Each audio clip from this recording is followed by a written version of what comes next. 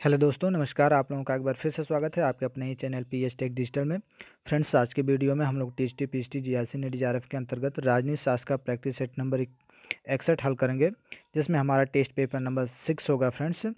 तो friends, video को last तक जरूर से देखिएगा। यदि वीडियो पसंद आए तो वीडियो को लाइक करिए और वीडियो को शेयर कर दीजिएगा। जो लोग चैनल पर अभी नए हैं तो चैनल को सब्सक्राइब कर लें, क्योंकि फ्रेंड्स आप लोगों को मैं जो टीएसटी पीएसटी में जो आपके सिलेबस के अकॉर्डिंग जो आपके आपके राजनीति शास्त्र और भूगोल के जो आपके प्रश्न होते हैं, ऐसे प्रश्नों का संग्रह मैं आप लोगों को प्रैक्टिस सेट के माध्यम से लाता हूं। तो फ्रेंड्स, वीडियो को ज़रूर से आप लोग देखिएगा और यदि पसंद आए तो लाइक ज़रूर करिएगा। तो चलिए वीडियो को स्टार्ट करते हैं और देखते हैं आज का प्रैक्टिस सेट नंबर 61, जिसके अंतर्गत हम लोग टेस्ट पेपर नंबर 6 हल करेंगे। तो चलिए फ्रेंड्स, वीडियो को स्टार्ट करते हैं और देखते हैं आज का पहला प्रश्न। फ्रेंड्स, इसमें पहला प्रश्न स्किप कर दिया गया है, क्योंकि जो प्रश्नों में जो त्रुटि होती है फ्रेंड्स, मैं ऐसे प्रश्नों को स्किप कर देता हूं। तो आइए प्रश्न नंबर 2 से देखते हैं। तो प्रश्न नंबर 2 देखिए क्या कह रहा है कि ए थ्योरी ऑफ जस्टिस नामक पुस्तक के लेखक हैं। तो friends, A theory of justice जो नामक पुस्तक है, जो इसके लेखक हैं आपके जॉन रॉल्स महोदय हैं। कौन है? जॉन रॉल्स महोदय हैं। तो हमारा राइट आंसर कौन सा हो जाएगा? ऑप्शन बी राइट आंसर हो जाएगा, जॉन रॉल्स। अगले प्रश्न की तरफ आगे बढ़ते हैं और देखते हैं प्रश्न नंबर 3। प्रश्न नंबर 3 देखिए क्या कह रहा है। फ्रेंड्स, प्रश्न नंबर 3 कह रहा है, स्वतंत्रता उस कार्य को करने अथवा उपभोग करने की सकारात्मक शक्ति या क्षमता है जो करने अथवा उपभोग करने के योग्य है।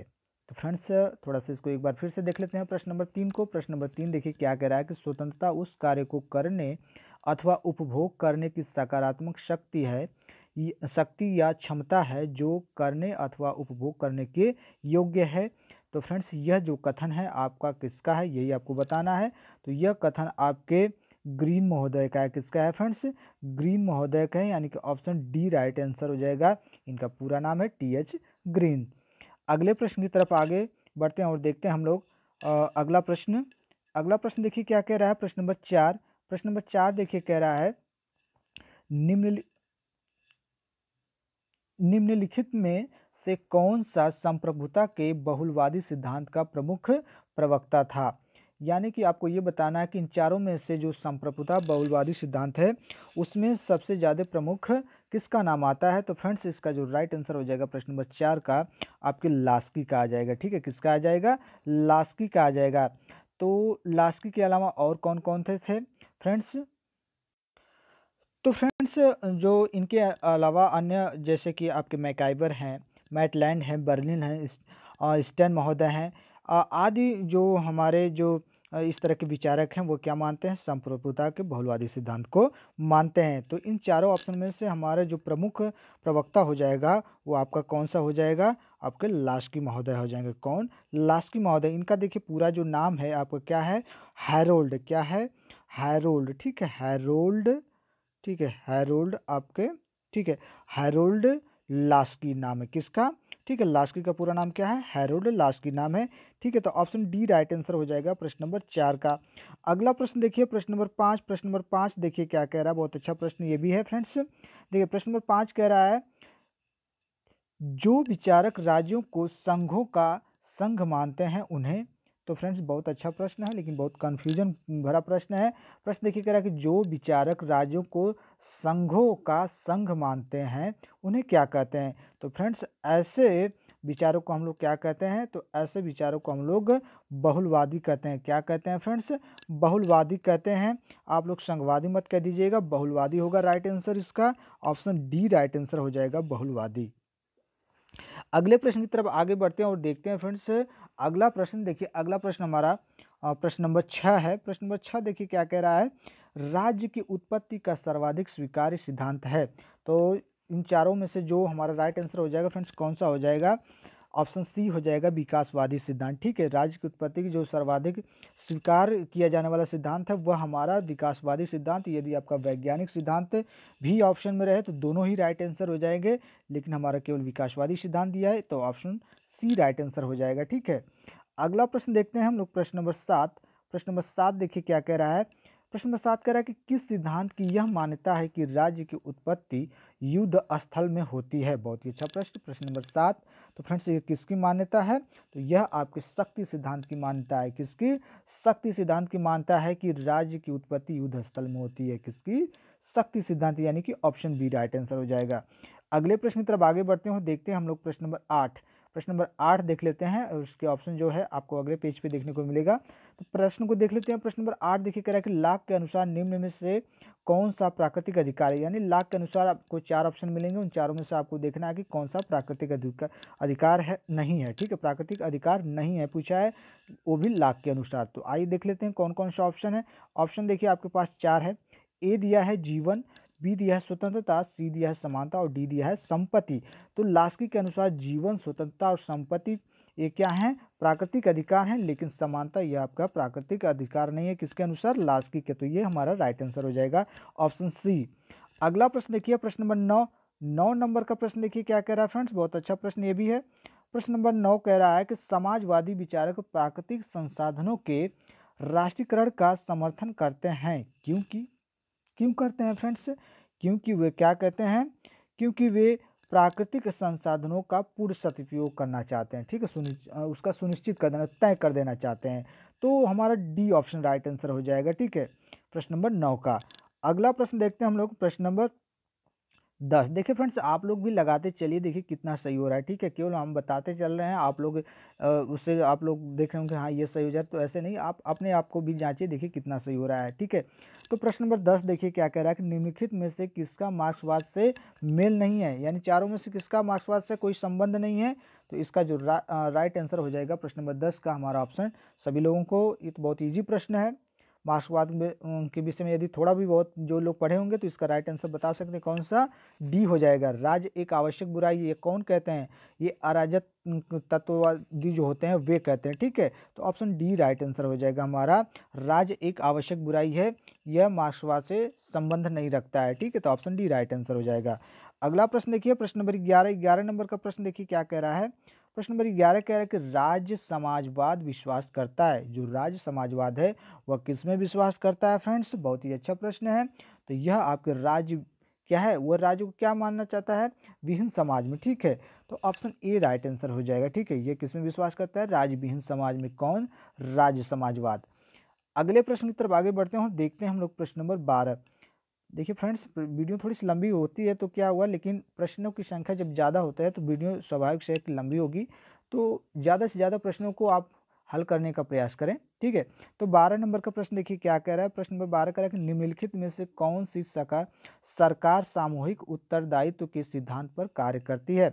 यानी इन चारों में से कौन सी ऐसी सरकार है जो कि सामूहिक उत्तरदायित्व के सिद्धांत पर कार्य करती है? बहुत ही अच्छा प्रश्न है, प्रश्न नंबर 12। तो इसका जो राइट आंसर हो जाएगा, आपकी जो संसदात्मक सरकार होती है वह क्या होती है? बहुत ही अच्छे तरीके से, यानी कि सामूहिक उत्तरदायित्व के सिद्धांत पर कार्य करती है। तो ऑप्शन ए राइट आंसर हो जाएगा। अगला प्रश्न देखिए, प्रश्न नंबर 13। 13 नंबर का प्रश्न देखिए क्या कह रहा है। Sorry friends. प्रश्न नंबर 13 देखिए कह रहा है कि संवैधानिक शासन का अर्थ है। तो सभी लोग जानते हैं, ये बहुत इजी प्रश्न है। संवैधानिक शासन का अर्थ जो होता है, देखिए ऑप्शन क्या दिया है? संविधान के प्रावधानों के अनुसार शासन, तो ये भी हमारा राइट है। ठीक है, तो और बी दिया है क्या? विधि का शासन, ये भी राइट है। सी दिया है नागरिक अधिकार, ये भी सही है, संवैधानिक शासन के अंतर्गत आता है, यानी कि उपरोक्त सभी। तो इस हिसाब से हमारा कौन सा राइट आंसर हो जाएगा? ऑप्शन डी, यानी ठीक है, उपरोक्त सभी। अगले प्रश्न की तरफ आगे बढ़ते हैं और देखते हैं हम लोग प्रश्न नंबर 14। प्रश्न नंबर 14 देखिए क्या कह रहा है। प्रश्न नंबर 14 कह रहा है कि निम्न में से कौन सा पद केवल संसदात्मक शासन प्रणाली में ही पाया जाता है? बहुत ही अच्छा प्रश्न है। ऐसा कौन सा पद है केवल, ठीक है, वह केवल संसदात्मक शासन प्रणाली में पाया जाता है? ठीक है, तो आपका हमारा इसमें से जो राइट आंसर हो जाएगा, कंफ्यूज मत होइएगा ऐसे प्रश्नों में। तो ऐसे प्रश्नों का आंसर आपको लगाना हो जाएगा तो आप लगा दीजिएगा ऑप्शन जो आपके प्रधानमंत्री होगा। ठीक है, ऑप्शन सी, यानी कि ठीक है, तो कंफ्यूज मत होइएगा। थोड़ा सा मैं इस पे आप लोगों को ब्रीफ कर दे रहा हूँ कि किस हिसाब से प्रधानमंत्री होगा। तो देखिए, संसदीय शासन की जो प्रमुख विशेषता है वह किस प्रकार से होती है? इसमें शासन वही दल करता है जो संसद में संख्या में बहुमत की स्थिति में होता है। ठीक है, कौन शासन करता है? जो संसद में क्या होता है? बहुमत की स्थिति में होता है, और दल का प्रमुख प्रधानमंत्री के रूप में कार्यपालिका का वास्तविक प्रधान होता है। ठीक है, तो इससे स्पष्ट हो जाता है यह कि प्रधानमंत्री पद का संसदीय शासन व्यवस्था में आवश्यक रूप पाया जाता है। तो इस हिसाब से हमारा राइट आंसर ऑप्शन सी होगा, ठीक है, प्रधानमंत्री। ठीक है, आइए अगले प्रश्न की तरफ आगे बढ़ते हैं और देखते हैं हम लोग प्रश्न नंबर 15। प्रश्न नंबर 15 देखिए क्या कह रहा है। 15 नंबर का प्रश्न फ्रेंड्स कह रहा है कि राजनीतिक दल की परिभाषा सर्वप्रथम दी गई। ठीक है, राजनीतिक दल की जो सबसे पहले परिभाषा दी गई थी तो किसके द्वारा दी गई थी, तो फ्रेंड्स ये बर्क द्वारा दी गई थी। किसके द्वारा, बर्क द्वारा। इनका पूरा नाम है आपका एडम, ठीक है, एडम, ठीक है, एडम बर्क नाम है। क्या नाम है, एडम बर्क, जो कि आपके ब्रिटिश के रहने वाले थे एडम बर्क। इन्होंने सबसे पहले राजनीतिक दल की क्या दी थी, परिभाषा दी थी। क्या दी थी, परिभाषा, यानी कि ऑप्शन ए राइट आंसर हो जाएगा। अगला प्रश्न देखिए प्रश्न नंबर 16। 16 नंबर का प्रश्न देखिए दोस्तों क्या कह रहा है। दोस्तों प्रश्न नंबर 16 का प्रश्न नंबर 16 कह रहा है कि निम्नलिखित में से किस देश में एक दलीय व्यवस्था है। तो फ्रेंड्स ऐसा कौन सा इन चारों में से ऐसा देश है जिसमें क्या है, एक दलीय व्यवस्था है। तो सभी लोग जानते हैं कि चाइना। ठीक है, तो इन चारों में हमारा जो चाइना है ये राइट आंसर हो जाएगा। बाकी आपके स्विट्जरलैंड, जर्मनी और जो पाकिस्तान है इसमें क्या है, बहुदलीय व्यवस्था होती है।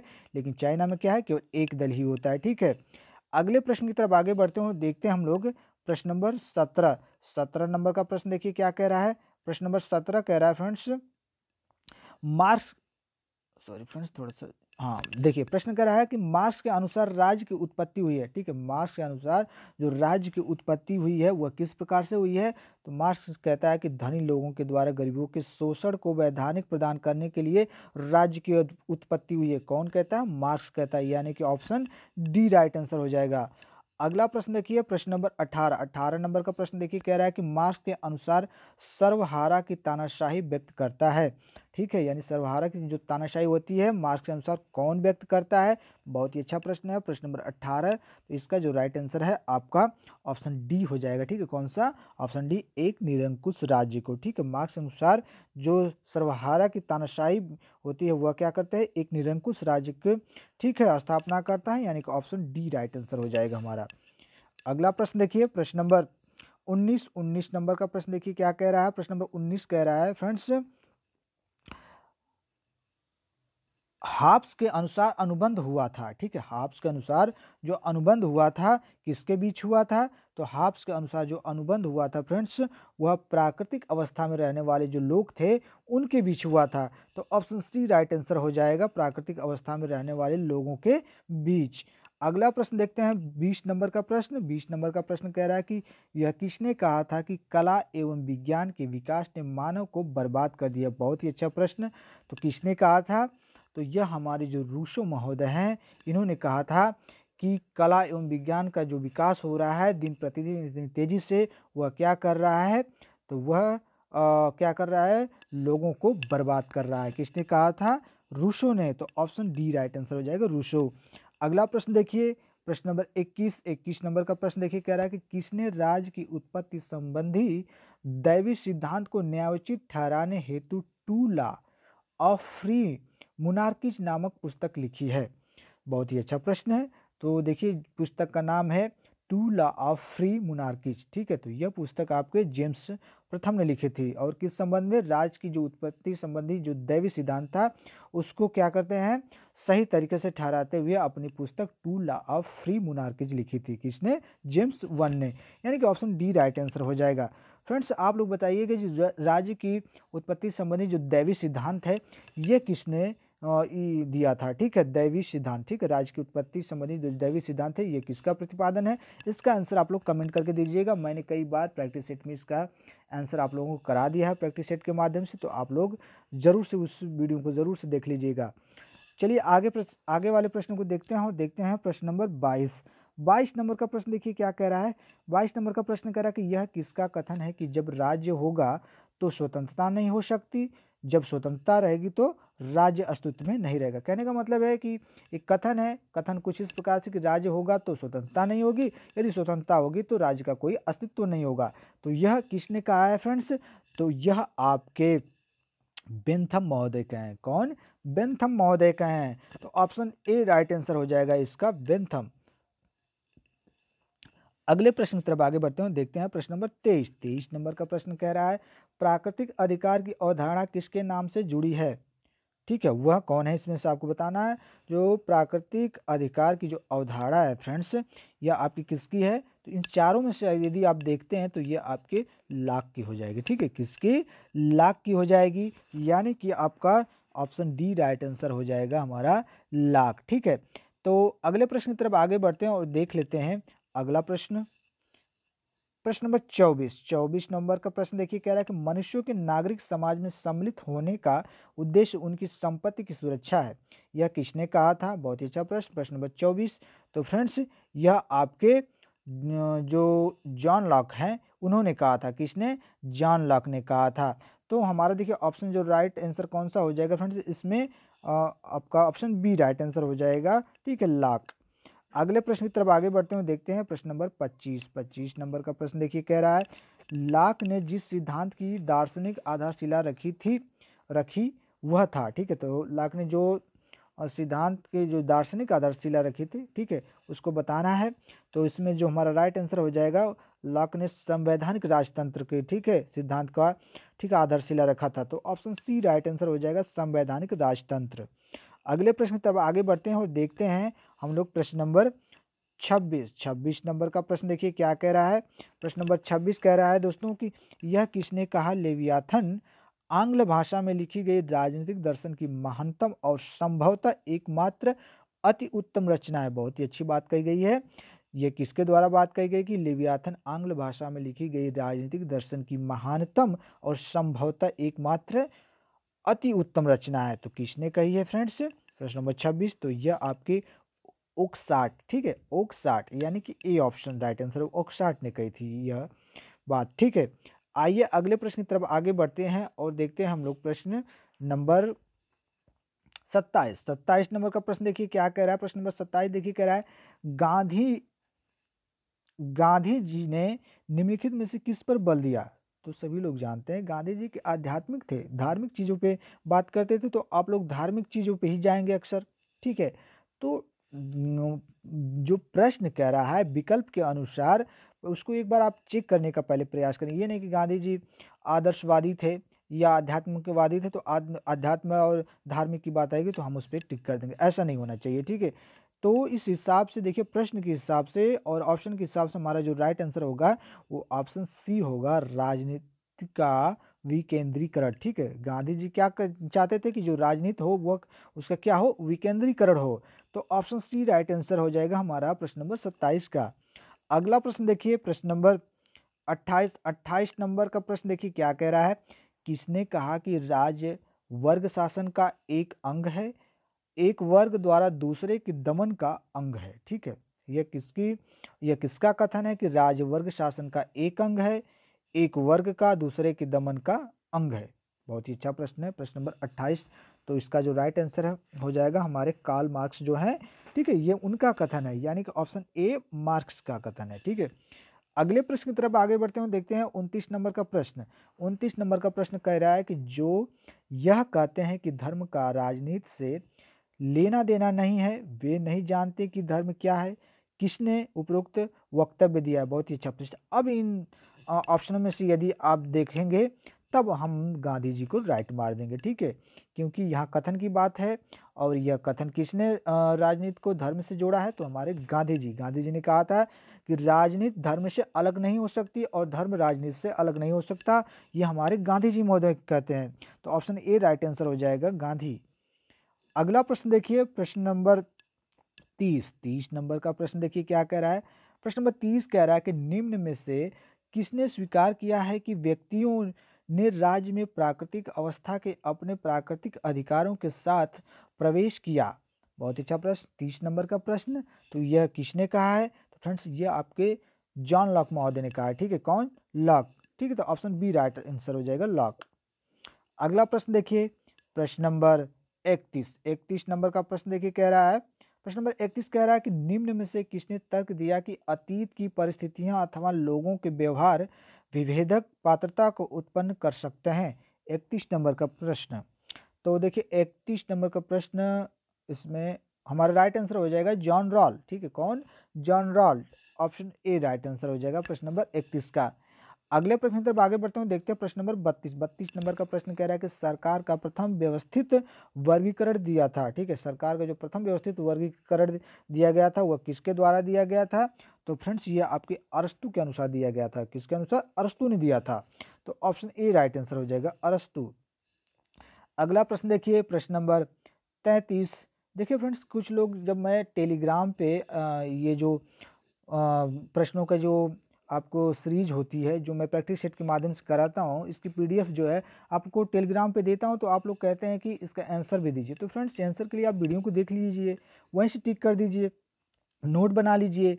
अब मैं आंसर को भी पीडीएफ के रूप में दूंगा, तो ये थोड़ा सा ठीक नहीं लगता है। वैसे आप लोग कहेंगे तो मैं दे सकता हूँ, ऐसी बात नहीं है, लेकिन मुझे अब उसके लिए फिर से कॉपी और पेन पे लिखना पड़ेगा। ठीक है, तो आइए देखते हैं प्रश्न नंबर 33 नंबर का प्रश्न देखिए क्या कह रहा है। मैक्स वेबर का कार्य संकेंद्रित है। ठीक है, मैक्स वेबर का कार्य संकेंद्रित है, किस पे संकेंद्रित है? तो फ्रेंड्स, मैक्स वेबर का जो कार्य है आपकी सरकार की वैधता पे संकेंद्रित है। किस पे? सरकार की वैधता पे। तो ऑप्शन सी राइट आंसर हो जाएगा। अगला प्रश्न देखिए, प्रश्न नंबर 34 नंबर का प्रश्न कह रहा है, सभ्य समाज राजनीतिक चिंतन में एक केंद्रीय अवधारणा नहीं है।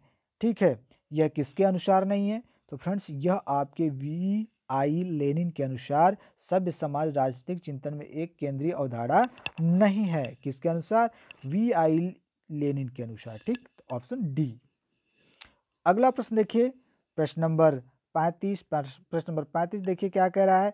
35 नंबर का प्रश्न कह रहा है फ्रेंड्स, निम्न में से किसने टी.एच. ग्रीन के राज्य विषयक विचारों की व्याख्या की है कि मानव चेतना स्वतंत्रता चाहती है, स्वतंत्रता के लिए अधिकार आवश्यक है तथा अधिकार राज्य की मांग करते हैं। ठीक है, तो यह किसका मतलब आपका कथन है, किसने कहा है?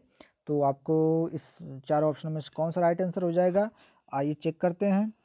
तो हमारा राइट आंसर हो जाएगा फ्रेंड्स इसमें ई बारकर। ठीक है, कौन सा? ऑप्शन सी, ई बारकर।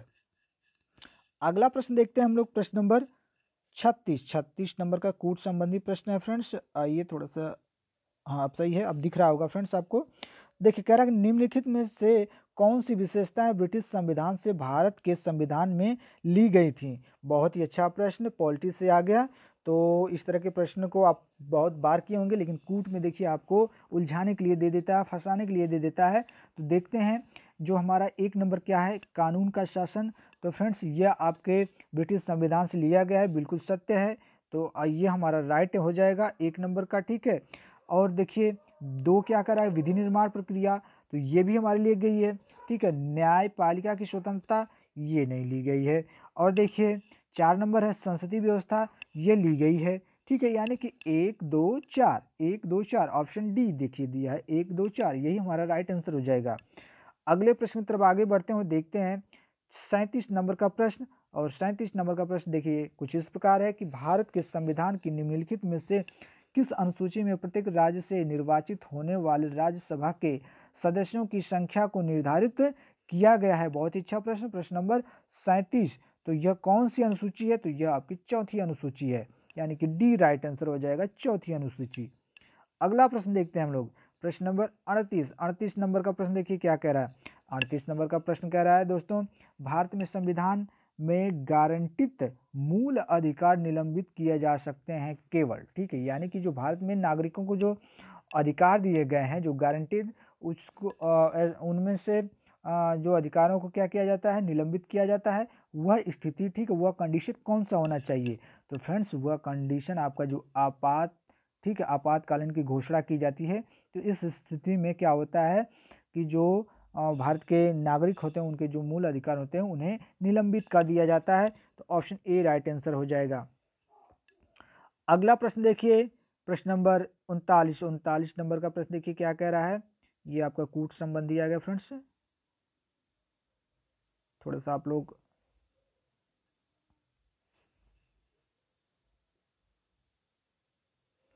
थोड़ा सा आप रिजोल्यूशन बढ़ा लीजिएगा, प्रश्न थोड़ा सा लंबा था। देखिए प्रश्न कह रहा है कि 73वें और 74वें संविधान अधिनियम के विषय में निम्नलिखित में से कौन सा या से कथन सही है? तो फ्रेंड्स आपको यही देखना है कि 74वें संविधान और 73वें संविधान से जो ये 3 ऑप्शन दिए गए हैं, 3 आपके टॉपिक दिए गए, इनमें से कौन सा उसमें आपका सम्मिलित है। तो देख लेते हैं, पहला कह दिया, इससे सभी राज्यों के लिए यह अधिदेशात्मक हो जाता है कि वे शासन के 3 स्तरीय प्रणाली व्यवस्था को स्थापित करें। तो फ्रेंड्स ये तो हमारा राइट नहीं होगा, ठीक है, ये हमारा राइट नहीं होगा। तो आगे देखते हैं दूसरा क्या दिया है 39 वाले में। तो 39 वाले में देखिए आपका दिया है प्रतिनिधि 5 वर्ष के लिए प्रत्यक्ष निर्वाचित होने चाहिए। तो हाँ, ये तो सही है, ये दूसरा हमारा राइट हो गया। तीसरा दिया है सभी पंचायतों में सभी स्तरों पर कुल सीटों की 1/3 सीटों का महिलाओं के लिए अनिवार्य आरक्षण होना चाहिए। ये भी सही है, पहला गलत हो गया, दूसरा तीसरा सही हुआ, यानी कि 2 3 जिसमें होगा वो राइट आंसर होगा। तो देखिए 2 2 3 ऑप्शन बी, ठीक है, ऑप्शन बी में दिया है केवल 2 और 3, तो ये हमारा राइट आंसर हो जाएगा, ठीक है। अगले प्रश्न की तरफ आगे बढ़ते हैं और देखते हैं प्रश्न नंबर 40 नंबर का प्रश्न देखिए क्या कह रहा है। प्रश्न नंबर 40 कह रहा है कि निम्नलिखित विधेयकों में से किन्हें पारित करने के लिए संसद के दोनों सदनों के बीच गतिरोध को सुलझाने हेतु संसद की एक संयुक्त बैठक की सहायता ली जाती है। यानी इसमें ऐसे जो 3 विधेयक दिए हैं, ऐसे कौन कौन से विधेयक हैं, ठीक है, जिसपे क्या हो, यदि कोई मतभेद होता है तो उनको सुलझाने के लिए संयुक्त रूप से बैठक ली जाती है, बुलाई जाती है। तो कौन कौन से इसमें विधेयक हो सकते हैं। तो पहला आपका धन विधेयक दिया है, तो ये तो सही है। दूसरा दिया संवैधानिक संशोधन विधेयक, ये भी सही है। तो इन दोनों विधेयकों पे यदि कोई मतभेद होता है तो संयुक्त संसद की बैठक बुलाई जाती है। और तीसरा दिया है साधारण विधेयक, तो इस साधारण विधेयक पे नहीं होता है फ्रेंड्स, ठीक है। तो हमारा देखिए 1 और 2 राइट होगा, 1 और 2 फ्रेंड्स 1 और 2 तो नहीं हो रहा है राइट। उस हिसाब से प्रश्न नंबर 40 इस प्रश्न में जो ऑप्शन है इसमें देखिए धन विधेयक नहीं होता है फ्रेंड्स, तो ये धन विधेयक नहीं होगा। और इसके बाद हमारा क्या बचता है संविधान, इसमें थोड़ा सा कन्फ्यूजन हो गया था फ्रेंड्स। आइए देखते हैं संविधान संशोधन विधेयक, हाँ ये तो कन्फर्म है। और दूसरा दिया है साधारण विधेयक, ठीक है, साधारण विधेयक, तो ये भी राइट होगा फ्रेंड्स, ठीक है, साधारण विधेयक। ये भी प्रश्न को थोड़ा सा पढ़ने में कन्फ्यूजन हो गया था। तो देखिए 2 हमारा 3 होगा, तो हमारा 2 और 3, तो ऑप्शन बी दिया है 2 और 3, ठीक है। तो राइट आंसर ऑप्शन बी हो जाएगा, 2 और 3। अगला प्रश्न देखते हैं प्रश्न नंबर 41 नंबर का प्रश्न देखिए कूट संबंधी है। देखिए प्रश्न देखिए क्या कह रहा है कि भारत के राष्ट्रपति का निर्वाचन एक निर्वाचक मंडल द्वारा किया जाता है। यह निर्वाचक मंडल निम्नलिखित में से किनके निर्वाचित सदस्यों से मिलकर बना होता है। तो देखते हैं, राष्ट्रपति के निर्वाचन की बात हो रही है, तो संसद के दोनों सदन, तो ये तो ठीक है, ये तो राइट हो जाएगा। राज्यों की विधानसभा, ये भी राइट है। और तीसरा दिया है राज्यों की विधान परिषद, तो विधान परिषद तो कोई लेना देना नहीं होता है। और चौथा दिया एनसीटी, ठीक नहीं सॉरी एनसीटी दिल्ली तथा पुदुचेरी की विधानसभा, हाँ तो ये सही है क्योंकि ये केंद्र शासित है। तो हमारी राइट आंसर कौन सा हो जाएगा 1 3 4, ठीक है 1 3 4 1 3 4 1 3 4 नहीं 1 3 नहीं होगा सॉरी फ्रेंड, विधान परिषद नहीं होगा, 1 2 4 होगा, 1 2 4, तो 1 2 4 ऑप्शन सी राइट आंसर हो जाएगा 1 2 4, ठीक है।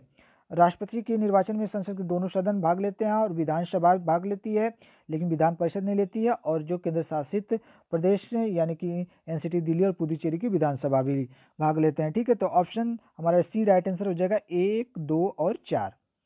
अगला प्रश्न देखिए प्रश्न नंबर 42 नंबर का भी देखिए कूट संबंधी प्रश्न है। तो देखिए प्रश्न क्या कह रहा है, प्रश्न कुछ इस प्रकार से प्रश्न कह रहा है कि निम्नलिखित में से कौन सा या से कथन सही है, ठीक है। तो कौन सा 42 नंबर का प्रश्न देखिए, तो आप लोग स्क्रीन पर देख रहे होंगे। तो देखिए कथन आपको बताना है। तो पहला दिया है कि राज्य की नीति के निर्देशक तत्व भारत में सामाजिक और आर्थिक लोकतंत्र को बढ़ावा देने के लिए हैं। तो ये आपका सही है, ठीक है, ये सही है, राज्य के नीति निर्देशक के बारे में ये तो सही कथन हो गया। दूसरा दिया है आपका भारत के संविधान के भाग 3 में प्रतिष्ठापित, ठीक है, प्रतिष्ठापित मूल अधिकार आमतौर पर यथोचित निर्बंधनों के अधीन है।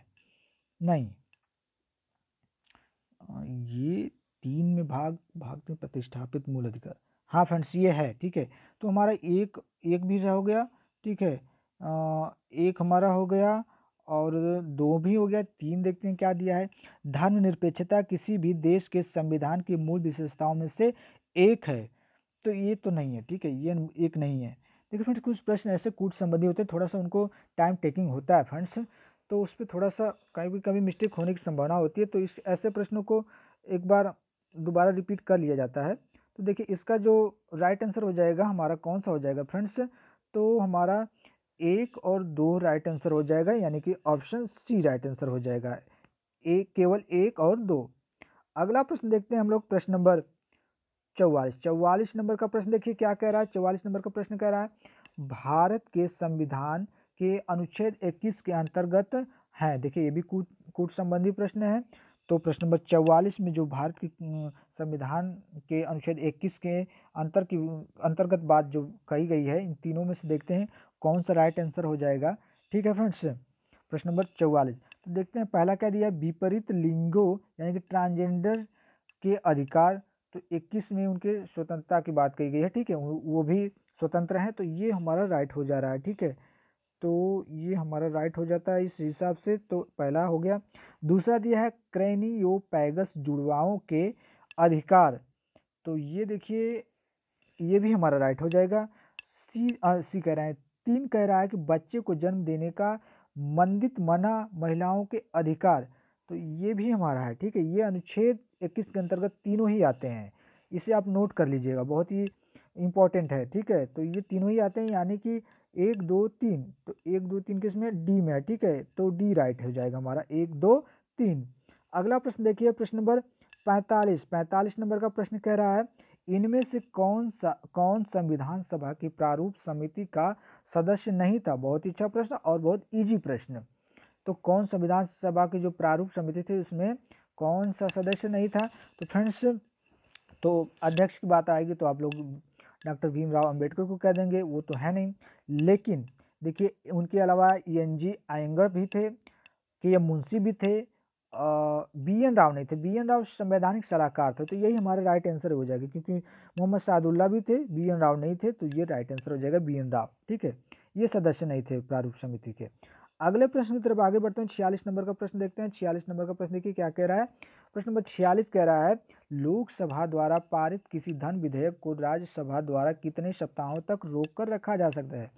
देखिए प्रश्नों को तो सही दिया है, लेकिन ऑप्शन इसमें आपको घुमा दिया, क्योंकि आपको अक्सर आप लोगों ने पढ़ा हो कि 14 दिन तक रोक सकता है, लेकिन 14 दिन नहीं दिया, 2, ठीक है, सप्ताह की बात कर दिया, तो 2 सप्ताह हो जाएगा। ठीक है, ऑप्शन ए, क्योंकि 2 सप्ताह में 14 दिन हो गए, तो ठीक है, तो 2 सप्ताह हो गया आपका। अगला प्रश्न देखते हैं, प्रश्न नंबर 47 नंबर का प्रश्न देखिए क्या कह रहा है। प्रश्न नंबर 47 कह रहा है सिविल सेवकों को प्राप्त संवैधानिक संरक्षण निम्नलिखित में से किस अनुच्छेद द्वारा सुनिश्चित किए गए हैं। तो जो सिविल सेवक जो होते हैं उन्हें जो प्राप्त संवैधानिक संरक्षण की बात होती है, उनका जो प्रावधान होता है किसमें किया गया है फ्रेंड्स, तो उनका प्रावधान आपके अनुच्छेद 311 में किया गया है। किसमें, अनुच्छेद 311, तो ऑप्शन बी राइट आंसर हो जाएगा, अनुच्छेद 311। आइए अगले प्रश्न की तरफ आगे बढ़ते हैं और देखते हैं हम लोग प्रश्न नंबर 48 नंबर का प्रश्न देखिए क्या कह रहा है, बहुत अच्छा प्रश्न है। अवैध रूप से निरुद्ध हवालाती पाए गए किसी व्यक्ति की रिहाई निश्चित करने के लिए जारी की गई रीट या, ठीक है, जिसे आदेश भी कहते हैं। तो देखिए घुमा दिया प्रश्न को, ठीक है, बहुत घुमा दिया, प्रश्न में है कुछ नहीं, घुमा दिया। आप लोग कई बार पढ़े होंगे, परमादेश, बंदी प्रत्यक्षीकरण, उत्प्रेषण, प्रतिषेध, ये क्या होता है, ये न्यायालय द्वारा क्या है, कुछ आदेश होते हैं, नहीं पढ़े हैं तो एक बार पढ़ लीजिए इनको। ठीक है, तो देखिए इसका जो राइट आंसर होगा प्रश्न नंबर 48 का ऑप्शन बी हो जाएगा, बंदी प्रत्यक्षीकरण। ठीक है, अगला प्रश्न देखते हैं, प्रश्न नंबर 49 नंबर का प्रश्न देखिए क्या कह रहा है। राष्ट्रीय महिला आयोग किसके जरिए बनाया गया था। ठीक है, राष्ट्रीय जो महिला आयोग था यह किसके जरिए बनाया गया था। तो फ्रेंड जो राष्ट्रीय महिला आयोग है यह संसद में एक अधिनियम पारित हुआ था, उसी के अनुरूप क्या किया गया था, इस आयोग को बनाया गया था, गठित किया गया था। तो देखिए संसद के द्वारा जो पारित अधिनियम है ऑप्शन सी है, तो ये राइट आंसर हो जाएगा। अगले प्रश्न की तरफ आगे बढ़ते हैं और देखते हैं प्रश्न नंबर 50 नंबर का प्रश्न देखिए क्या कह रहा है। प्रश्न नंबर 50 कह रहा है फ्रेंड्स भारतीय भारतीय न्यायिक व्यवस्था में जब जनहित याचिका अर्थात पीआईएल की शुरुआत हुई, उस समय का प्रधान न्यायाधीश इनमें से कौन था? ठीक है, यानी कि जो भारतीय न्यायिक व्यवस्था जब जनहित के रूप में आई और उसमें पीआईएल की शुरुआत की गई, तो उसका जो प्रधान न्यायाधीश, जो मुख्य न्यायाधीश था, वह कौन था फ्रेंड्स? तो यही आपको बताना है इन चारों ऑप्शनों में। देखिए बहुत ही अच्छा प्रश्न है और बड़ा डीप प्रश्न देखिए है।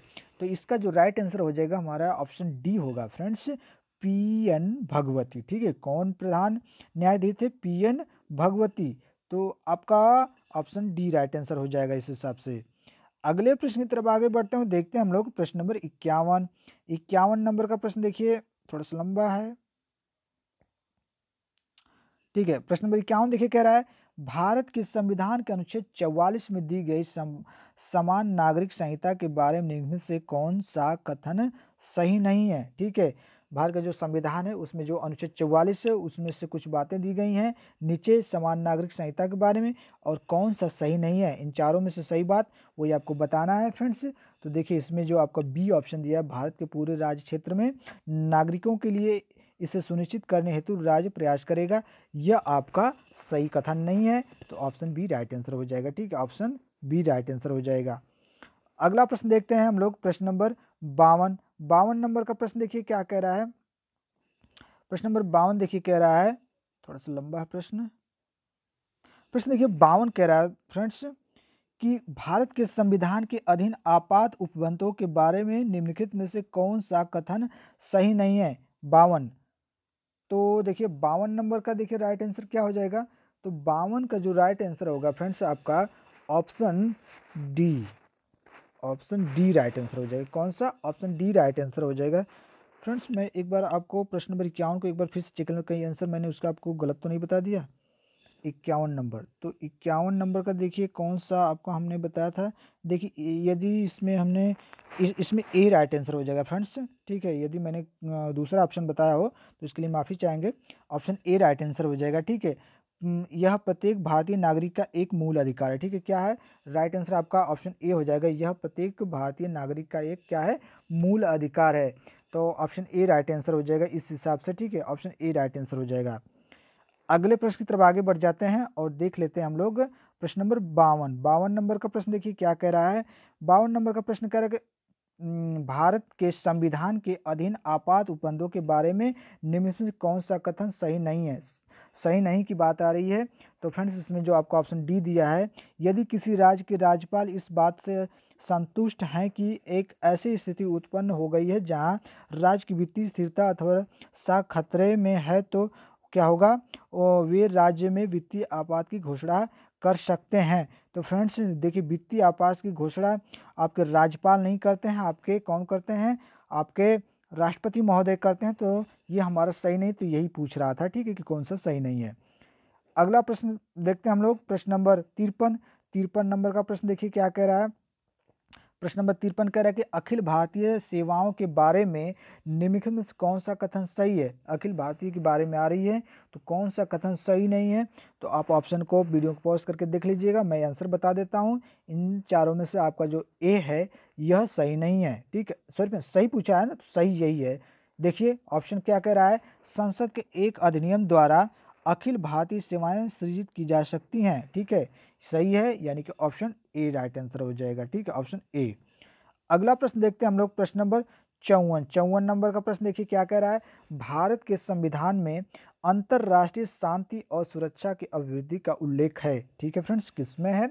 तो यह आपके राज्य के नीति निर्देशक जो तत्व होते हैं उसमें इसका उल्लेख किया गया है। किसका? अंतरराष्ट्रीय शांति और सुरक्षा की अभिवृद्धि का उल्लेख। ठीक है, किसमें? राज्य के नीति निर्देशक तत्व में, यानी कि ऑप्शन बी। अगला प्रश्न देखिए, प्रश्न नंबर 56। 56 नंबर का प्रश्न देखिए क्या कह रहा है। 56 नंबर का प्रश्न देखिए कह रहा है कि राज्य की लोक सेवाओं में कार्यपालिका से न्यायपालिका का पृथक्करण निर्देशित किया गया है। 56 नंबर का प्रश्न बहुत अच्छा प्रश्न है, किसमें किया गया है?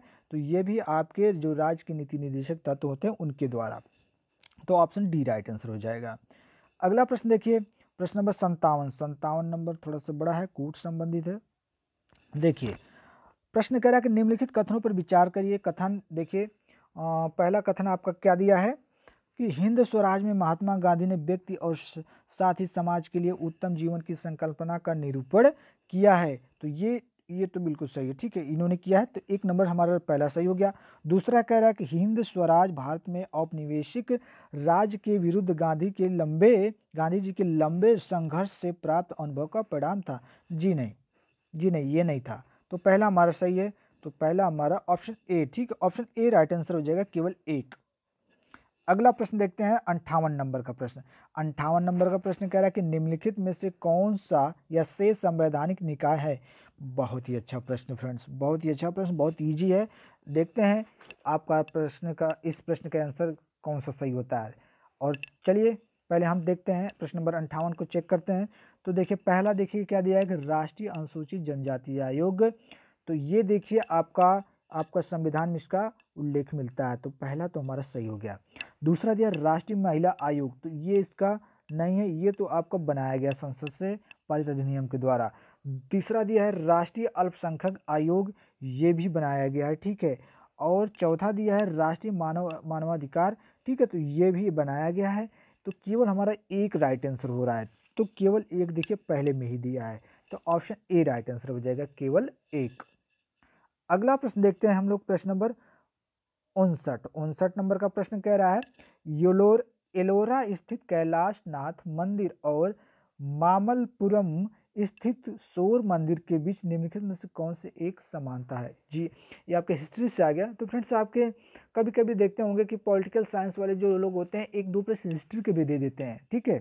तो देख लेते हैं इसका आंसर कौन सा राइट आंसर हो जाएगा 59। तो देखिए इसका जो राइट आंसर हो जाएगा हमारा ऑप्शन बी राइट आंसर हो जाएगा, ठीक है। समानता क्या थी, समानता कुछ इस तरह से कि दोनों ही क्या थे, ठोस चट्टानों से बनाए गए थे, ठीक है। तो ऑप्शन बी राइट आंसर हो जाएगा इसका, ठीक है, कौन सा, ऑप्शन बी।